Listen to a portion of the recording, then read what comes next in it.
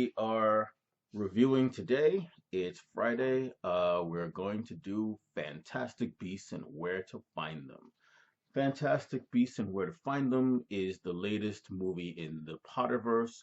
It's based on a story or a screenplay or whatever written by J.K. Rowling, the queen of the Potterverse, and it's directed by some dude named David Yates. Never actually heard of the guy before, but he's not a bad director, sort of.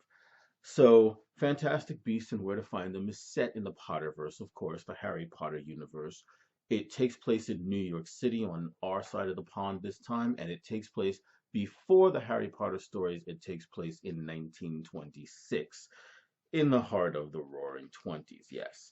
Um, the characters. Okay, so Eddie Redmayne, the Oscar winner, Eddie Redmayne, plays Newt Salamander, the expert on magical creatures who wrote the Magical Creatures textbook, often referenced in the Harry Potter books themselves. He's very good in the role. You can see why he's an Oscar winner, although I'm not going to say this is an Oscar winning performance. It's still a very good performance.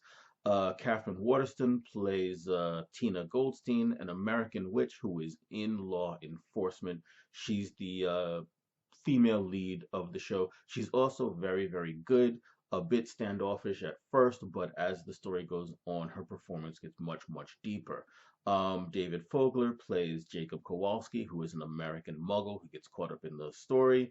Um, Alison Sudol plays Queenie Goldstein. She's Tina's sister. She's a supporting character, although a major supporting character.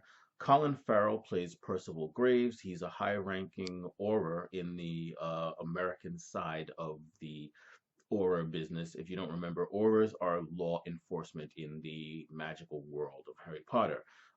Carmen Ejogo plays President Serafina Pequeri, whatever that is. She's the president of, well, I'm not sure if she's supposed to be the magical president of the United States or the just the president of the governing body of Aurors or whatever. They just call her the president a whole bunch.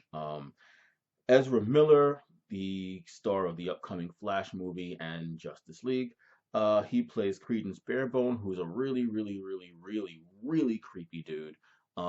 That if this movie was made 20 years ago, would have been played by the dude that played Marty McFly's father.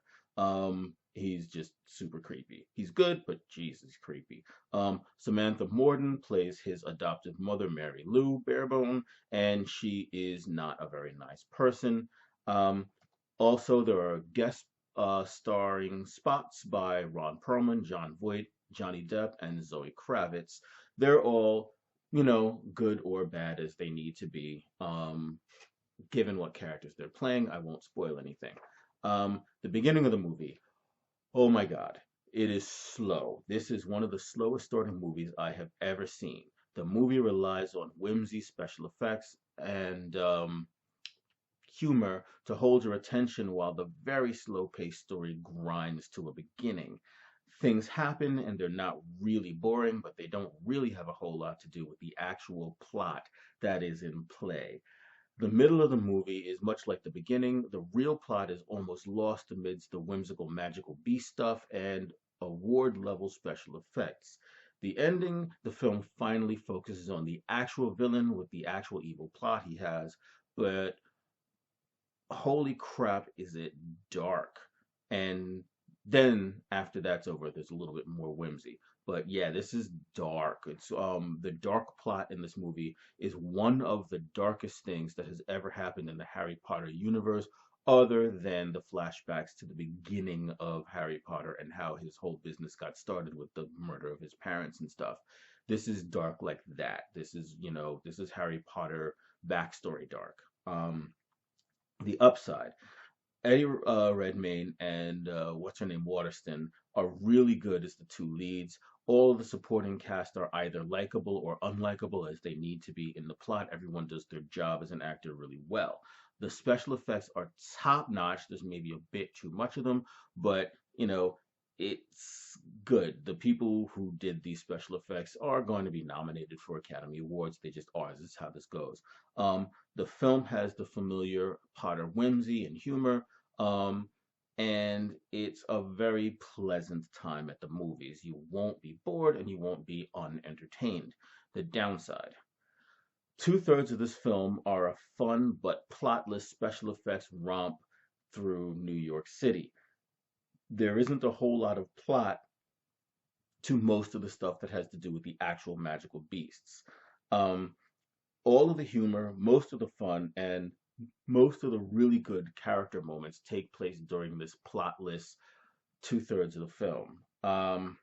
The other third of the film is a dark, humorless story about a villain with very fuzzy, vague motivations and an over elaborate plan involving sort of Fantastic Beasts to do stuff that, as a high level wizard, he could probably do without them. Um, Ultimately, this film is 3 stars. It's really good and it's a lot of fun, but it's I can't even say it's two movies. It's like one plotless movie and then a not very tightly plotted episode of a television show jammed together in one thing. It's not boring, but it is also not very focused. 3 stars, Fantastic Beasts and Where to Find Them. Thanks for watching.